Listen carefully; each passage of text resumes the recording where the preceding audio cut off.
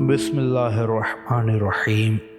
شہر بہبان کے امام جمعہ نے یہ واقعہ بیان کیا کہ کچھ عرصہ قبل میں نے حج بیت اللہ کے لیے مکہ معظمہ کا سفر کیا۔ میں مکہ میں قیام پذیر تھا۔ ایک دن اپنے ہوٹل سے نکل کر مسجد الحرام کی طرف جا رہا تھا کہ راستے میں خدا نے مجھے ایک سخت اور یقینی حادثے سے بال بچایا۔ جب میں مسجد الحرام کے قریب پہنچا تو وہاں ایک پھل فروش کی دکان تھی جس میں انواع و اقسام کے تربوز رکھے ہوئے تھے۔ میں نے دکاندار سے کہا، بھائی آپ تربوز کیسے بیچ رہے ہیں؟ دکاندار نے کہا، جناب ہمارے پاس مختلف اقسام کے تربوز ہیں، ان میں سے کچھ سستے ہیں اور کچھ مہنگے۔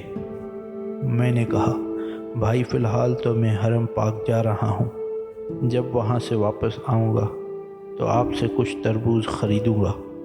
یہ کہہ کر میں حرم پاک میں داخل ہوا اور وہاں نماز پڑھی۔ نماز کے دوران میں سوچنے لگا کہ مجھے کس قسم کا تربوز خریدنا چاہیے اور کتنے تربوز خریدنے چاہیے۔ جب میں نماز سے فارغ ہوا اور مسجد الحرام سے باہر جانے کا ارادہ کیا تو ایک شخص میرے قریب آیا اور اس نے بڑی رازداری سے میرے کان میں کہا، اللہ نے تم پر احسان کیا ہے، اس نے تمہیں موت سے بچایا، اس کے باوجود کیا تمہیں یہ بات زیب دیتی ہے کہ اللہ کے گھر میں نماز پڑھتے ہوئے تربوز کے خیال میں ڈوبے رہو؟ جیسے ہی میں نے یہ الفاظ سنے تو میرا پورا وجود کانپ اٹھا۔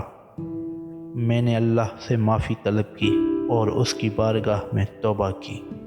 جی ہاں میرے پیارے دوستو، ہمارا بھی یہی حال ہے کہ ہم جب بھی نماز کے لیے کھڑے ہوتے ہیں تو ہمارے ذہن میں اللہ تعالیٰ کے خیالوں کی بجائے دنیا کی فکر موجود ہوتی ہے، اور ایسے شیطان خیالات دیتا ہے کہ یہ بھی کرنا ہے، فلاں کام بھی رہ گیا، یہ بھی کروں گا۔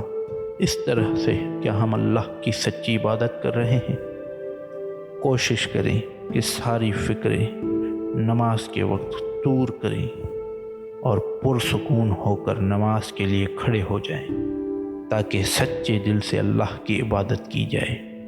اگر آپ کو ہماری یہ ویڈیو اچھی لگی ہو تو ہمارے اس چینل کو سبسکرائب ضرور کریں اور بیل آئیکن کے بٹن کو دبانا نہ بھولیے گا تاکہ ہماری ہر نئی آنے والی ویڈیوز کا آپ کو نوٹیفیکیشن ملتا رہے۔ اور ہاں، ویڈیو کو لائک، شیئر اور کمنٹ کیے بغیر کہیں نہ جائیے گا۔ اللہ حافظ۔